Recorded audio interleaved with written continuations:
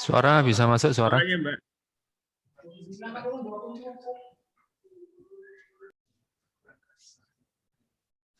Turunin sedikit. Ya. Lagi ini turun ke. Bismillahirrahmanirrahim. Assalamualaikum warahmatullahi wabarakatuh. Yang kami hormati Dewan Penguji beserta Dewan Sidang dan yang kami muliakan para asatidzah. Alhamdulillahirrabbilalamin. Semoga selalu tercurahkan kesehatan untuk kita semua.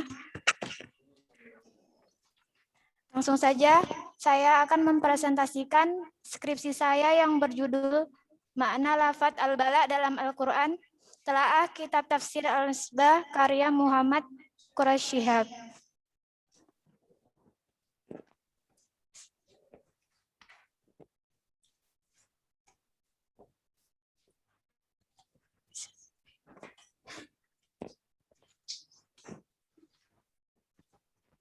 Latar belakang alasan memilih judul.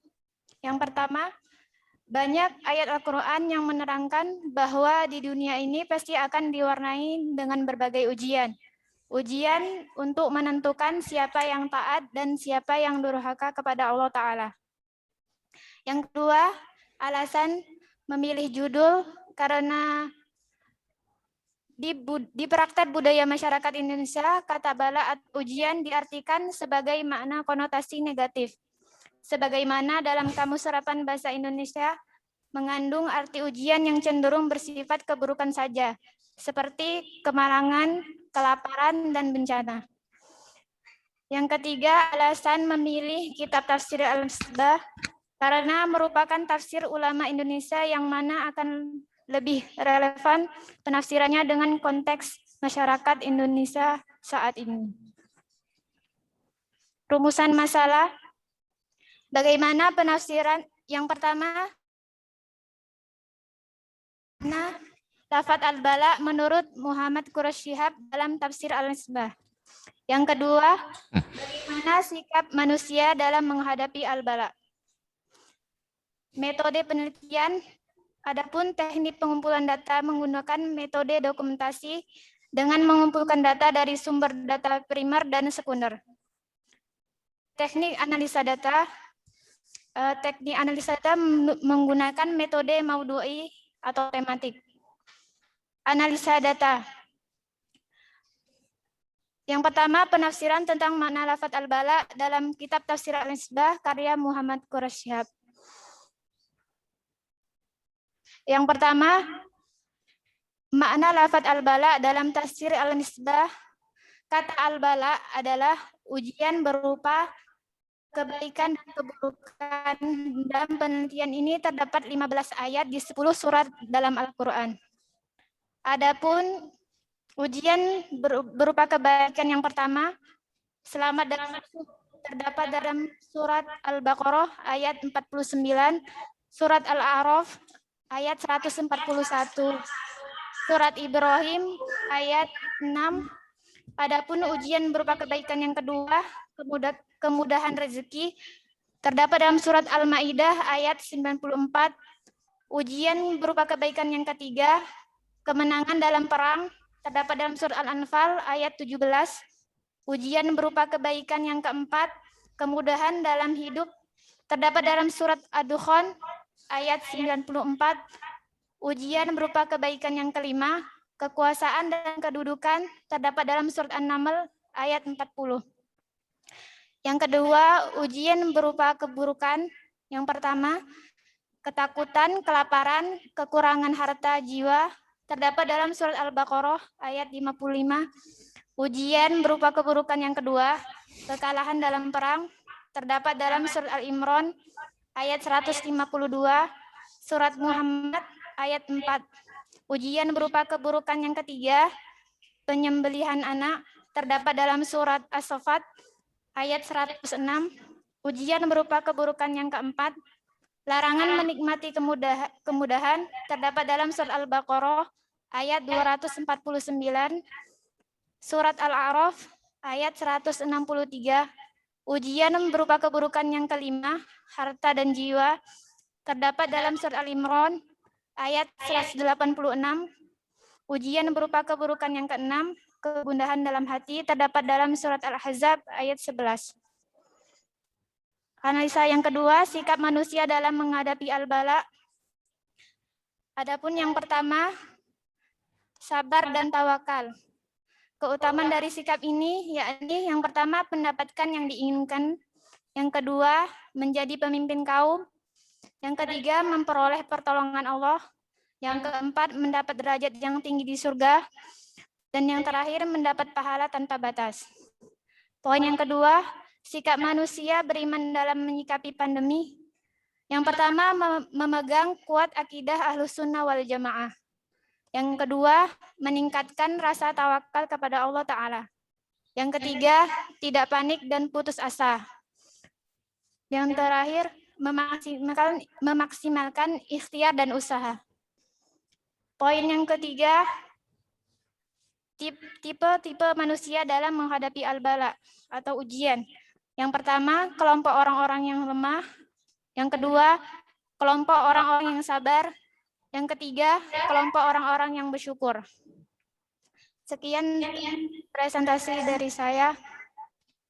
Jazakumullah khairan. Assalamualaikum warahmatullahi wabarakatuh. Waalaikumsalam warahmatullahi wabarakatuh. Baik, terima kasih kepada Mbak Suci LC atas presentasi skripsinya. Selanjutnya kami persilakan kepada penguji 1. Dr. Samsul tidak ada ya? Dr. Samsul tidak ada. Mungkin Pak penguji 2, Pak Muhammad Fajar. Ada, saya ada. Nggak kelihatan di layar saya. Moga kepada Dr. Samsul untuk silakan, Ustaz. Bawahnya nggak dipencet. Jadi, moga Ustaz Afwan. Ya.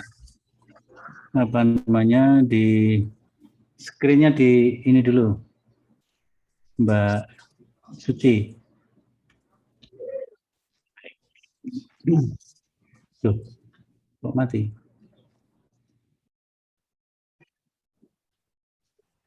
Baik.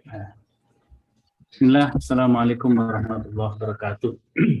Waalaikumsalam warahmatullahi wabarakatuh. Alhamdulillah, terima kasih pada Pak Hedi. Yang pertama, kita bersyukur kepada Allah. Yang kedua, kita ucapkan selamat mabruk kepada Mbak Suci yang telah menyelesaikan skripsi dengan judul tafsir makna al-bala, ya, tafsir makna lafaz al-bala dalam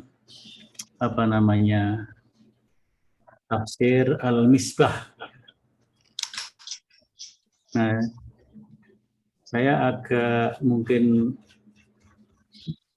duduk saja ke rumusan masalah. Rumusan masalah itu ada 2. Rumusan masalah yang pertama oke banget ya. Tapi ketika rumusan masalah yang kedua itu,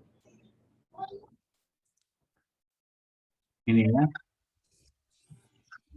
bagaimana penafsiran makna lafaz al-bala menurut M. Quraish Shihab dalam tafsir al-misbah. Kemudian yang kedua, bagaimana sikap manusia. Nah, rumusan masalah yang kedua itu larinya kemana itu, Mbak Suci? Dilarikan kemana itu? Paham nggak maksud saya? Tapi tadi dalam penjelasannya saya baca di bab 4 juga, itu lari sekali, tidak ada kaitannya dengan Quraish Shihab gitu. Padahal judulnya kan Quraish Shihab. Iya kan? Judul ini kan Telaah Kitab Tafsir Al-Misbah, ya. Ini kan judulnya. Tapi rumusan masalah yang kedua itu jawabannya nggak ada hubungannya dengan Al-Misbah, rujukannya juga nggak ada rujukan Al-Misbah itu. Jadi penelitiannya mau kemana itu? Kemana Mbak? Bisa dijelaskan nggak? Ada di bab 4 yang merujuk dari kitab tafsir Al-Misbah, tapi bukan langsung ke tafsirnya, dari skripsi orang. Nah, kenapa begitu? Ya karena saya lebih milih karya atau skripsi orang untuk Enggak. Yang antum, yang Mbak Sana teliti, Mbak Suci teliti itu kitab apa?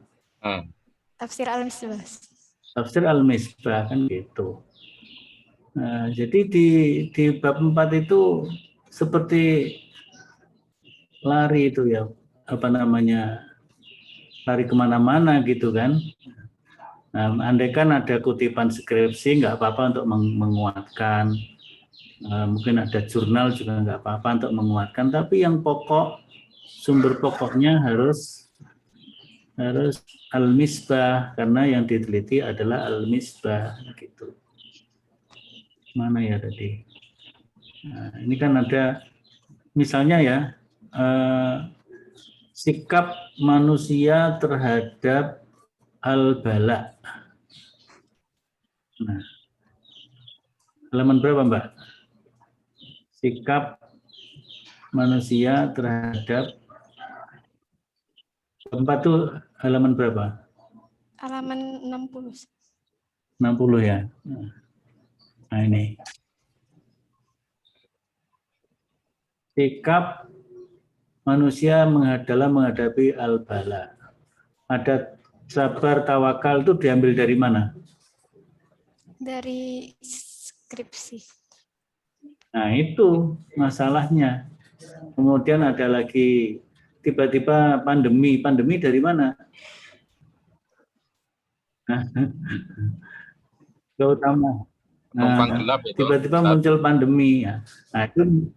Nah, ketika bicara pandemi nggak apa-apa masuk pandemi, tapi itu nanti dianalisis ya, dianalisisnya. Nah, itu. Jadi rumusan masalah yang kedua itu pun harus dibatasi dalam menurut apa namanya Pak Quraisy Shihab. Nah ini ada yang kurang juga di sini ini. Di bab 1, bab 1 itu tidak ada sistematika.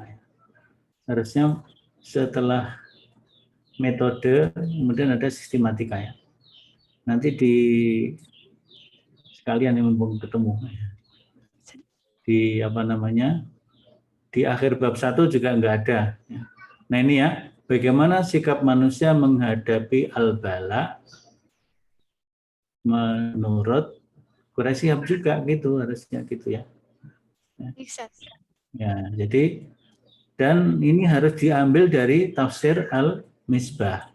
Nah, perkara nanti skripsi masuk atau jurnal masuk, tapi skripsi yang menulis tentang tafsir Al-Misbah, jurnal tentang yang menulis tentang Al-Misbah juga enggak apa-apa gitu. Jadi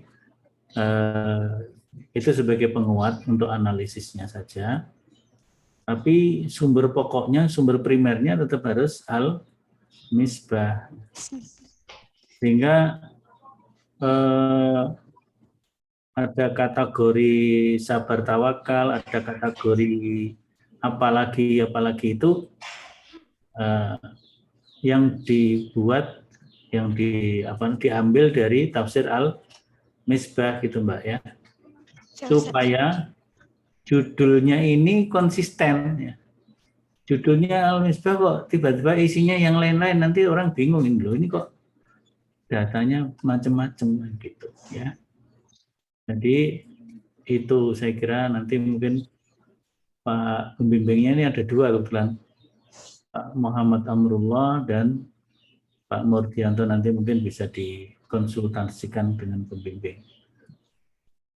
Moto juga gitu. Kalau ini apa kaitannya dengan tema ini, dengan judul? Ini moto kaitannya dengan apa ini, Mbak Suci? Nah, kalau ini cocok ya, ada balaknya ya. Nah, jadi alladzi khalaqal mauta wal hayata liyabluwakum ayyukum ahsanu amala. Nah, yang tadi yang skripsi yang pertama tadi kan motonya nggak ada hubungannya dengan topik ini, ada, ini bagus. Ya, saya kira itu dari saya. Nanti dikompliti oleh Pak Fajar, saya kira.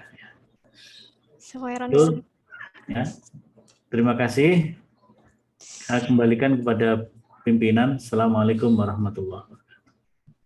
Waalaikumsalam warahmatullahi wabarakatuh.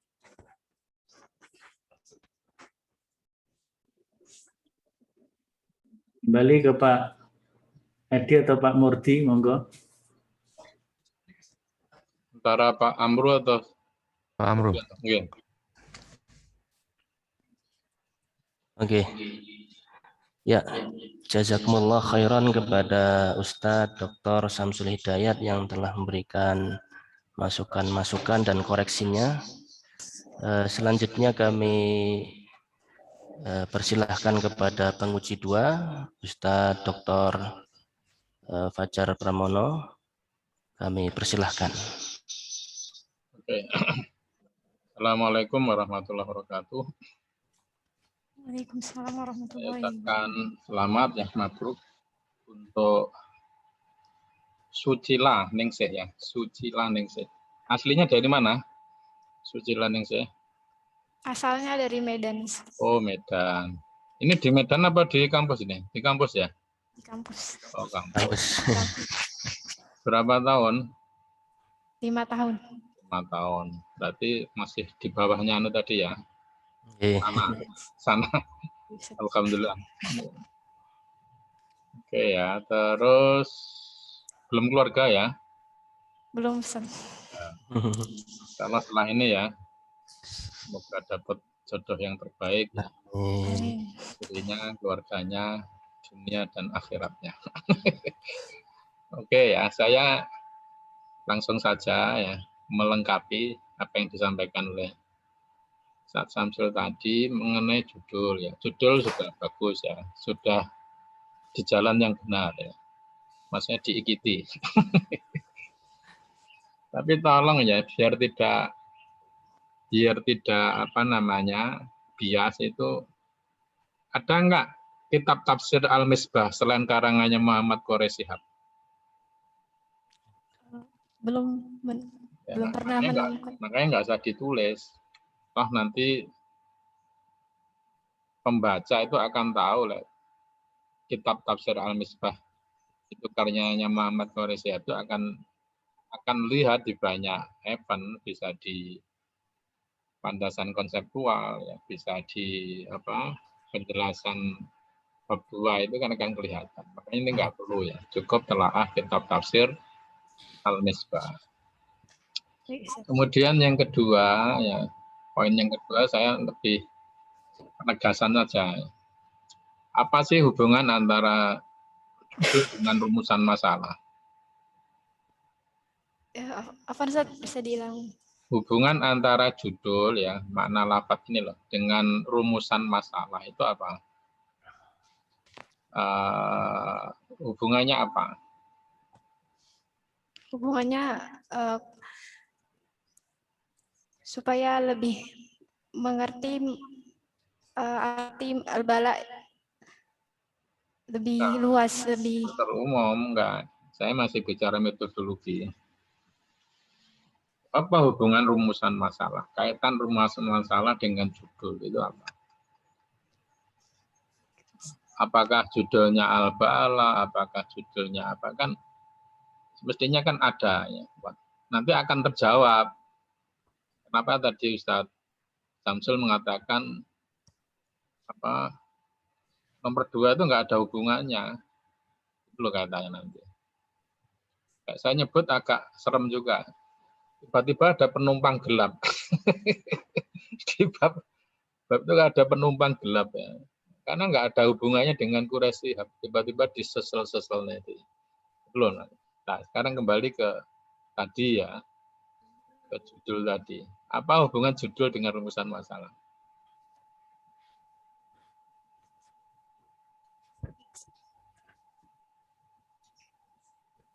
Satu, sangat erat sekali antara judul dengan rumusan masalah. Hanya rumusan masalah itu untuk mengetahui lebih jauh, lebih mendalam dari tema itu. Berarti boleh nggak keluar dari tema rumusan masalah itu? Seharusnya Ya nggak boleh, bukan saat. Ya nggak boleh. Wong rohnya kan, tema itu rohnya sebuah tulisan itu di tema, sama di rumusan masalah.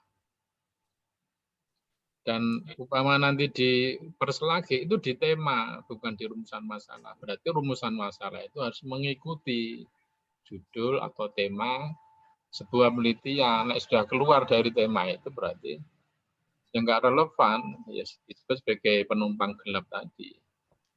Sudah bisa ya memahami kenapa nomor 2 nggak ada hubungannya dengan tema penelitian.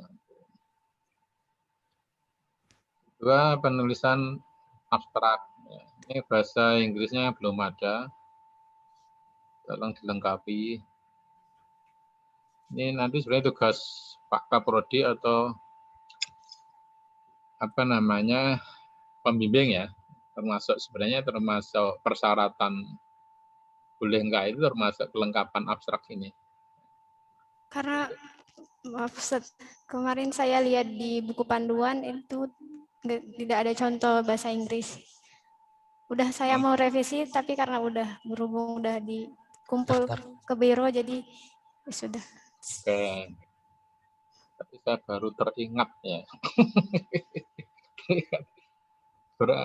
Anda punya panduan skripsi?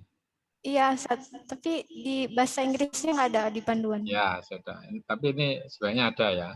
Nanti bisa nanti menjadi apa? Dibuat surat edaran. Yang kedua itu maksud saya, antum nyusun skripsi itu berdasarkan contoh skripsi kakak kelas antum atau panduan? Itu loh pertanyaannya. Panduan. Panduan ya. Termasuk tadi ya, judul, rumusan masalah tadi, coba dikembalikan lagi ke ini. Nah, termasuk dalam penulisan abstrak tadi, ya, di samping tadi nggak ada bahasa Inggrisnya tadi, tolong spasinya itu berbeda dengan yang lain. Ya, berapa spasi itu? Spasi di abstrak itu berapa? 1. Ya, 1 kan? 1. Ini lebih dari 1. 1,5 bisa 2 ini. Ya, termasuk di kata pengantar itu nggak usah 1,5, cukup 1 aja. Oke, abstrak itu meliputi apa?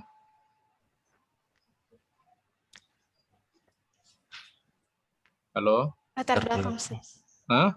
Latar belakang. Latar belakang. 2 apa? Tujuan. Yang ketiga? Metode. Yang ketiga apa? Metodologi. Metodologi Ustaz. Kamu tak uji gitu. Metode ya. Yang keempat apa? Kesimpulan. Kesimpulan. Itu poin ya. Perlu ada versi yang lain ditambahi rekomendasi atau saran. Contoh, untuk metode itu nggak usah diperpanjang ya. Termasuk nggak perlu kutipan itu nggak ada. Ini kutipan Lentera Hati Tangerang 2016. Coba ini sesuai nggak dengan panduan? Umpama ini kutipan untuk apa ini? Lentera Hati Tangerang 2016 edisi revisi. Ini kutipan atau apa? Ya, kutipan. Oke. Dalam panduan tuh kutipan tuh di stik SK5. Ini gunakan body note atau footnote? Footnote. Terus ini body note apa footnote yang ini? Body note. Footnote. Dan itu nggak perlu, di abstrak tuh nggak perlu. Nanti kalau di pembahasan, di pendahuluan silahkan. Nah, di abstrak tuh nggak usah dikasih kutipan-kutipan. Dan tidak perlu dirinci. Penelitian itu menggunakan penelitian kepustakaan. Sudah cukup. Nggak perlu dikasih penjelasan-penjelasan ini. Karena namanya abstrak kan. Yang penting menggambarkan 4 hal tadi kan. Apa tadi? Latar belakang, tujuan penelitian, metode, terus hasil, kalau harus ditambah adalah saran.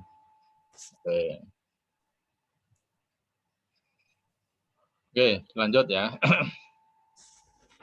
Sudah nggak jadi ketua, berarti antum kurang update ya, kurang update. Ketuanya siapa sekarang?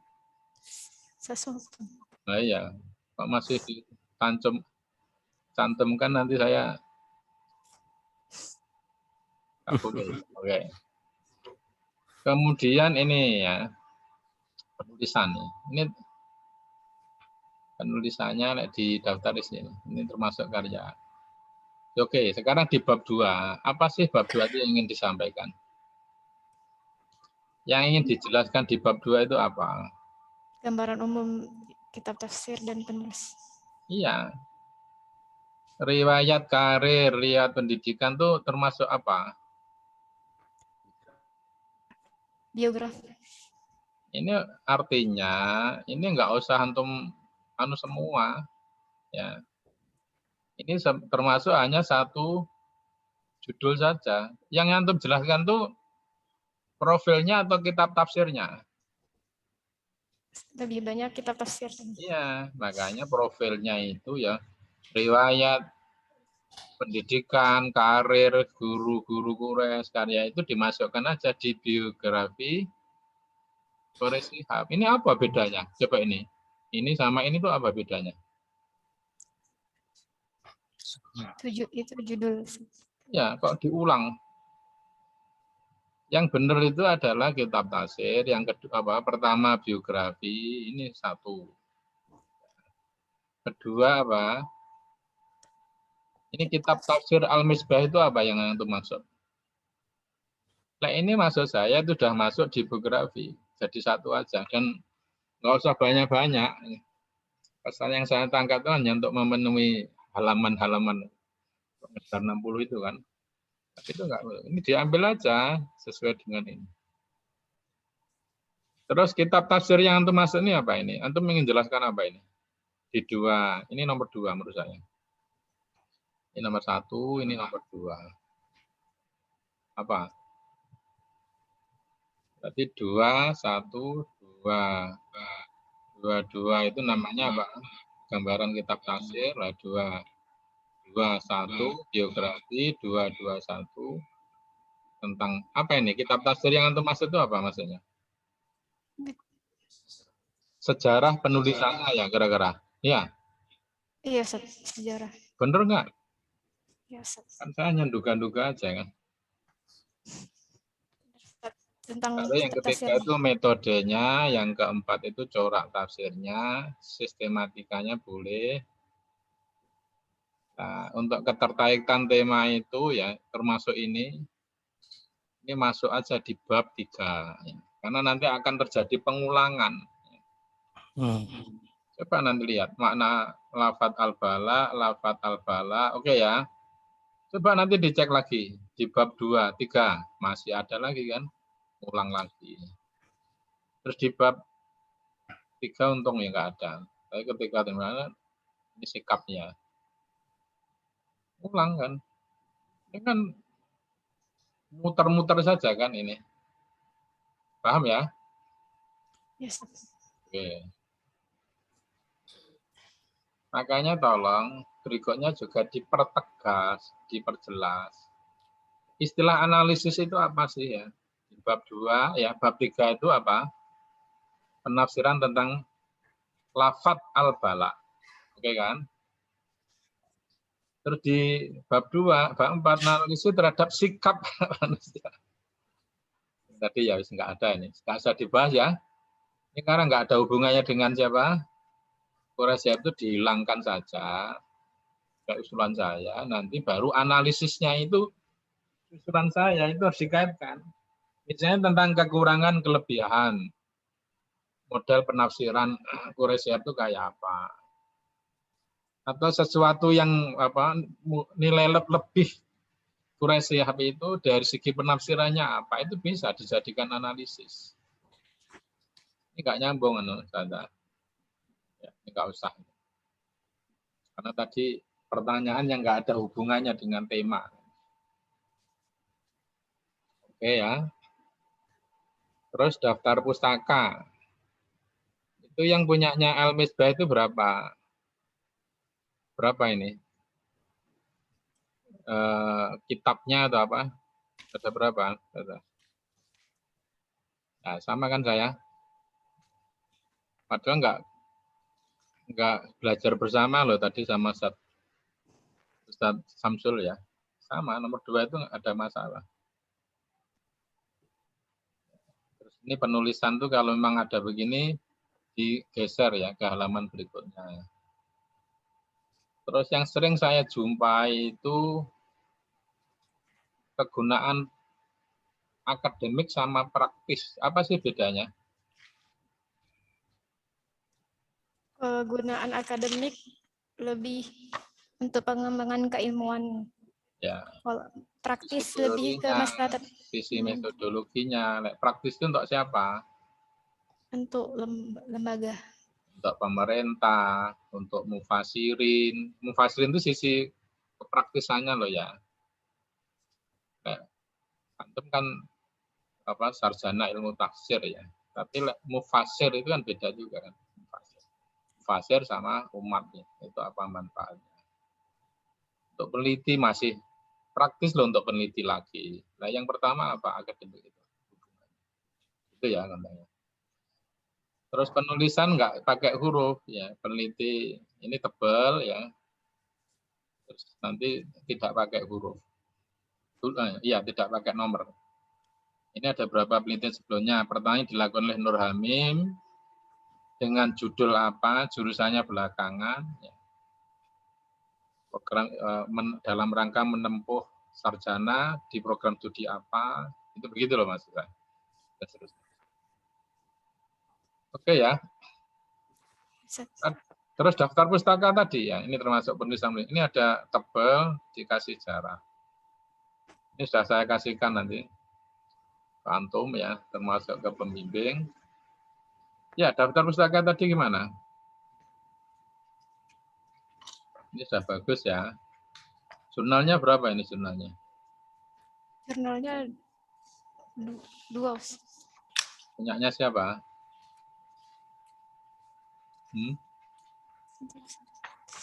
Jurnal, skripsi ya, itu kan harus ada ya. Terus kamus Munawir ya. Jurnalnya mana? Enggak ada. Aduh. Skripsi jurnal halaman 76 konsep sabar dalam Al-Qur'an. 76. Di atasnya lagi. Oke. Penulisnya siapa? Penulisnya Hadi. Hadi nomor 2 dari bawah. Jurnal apa ini? Halo? Lengkapi loh. Jurnalnya apa? Enggak bisa kita lihat ini jurnalnya. Jurnal abal-abal. Namanya. Gitu. Itu ya. Saya kira itu aja dari saya. Nanti selengkapnya sudah ada catatan-catatan. Saya kirim ke Ustaz Firdaus, nanti biar dikirim ke antum. Assalamualaikum warahmatullahi wabarakatuh. Waalaikumsalam warahmatullahi wabarakatuh.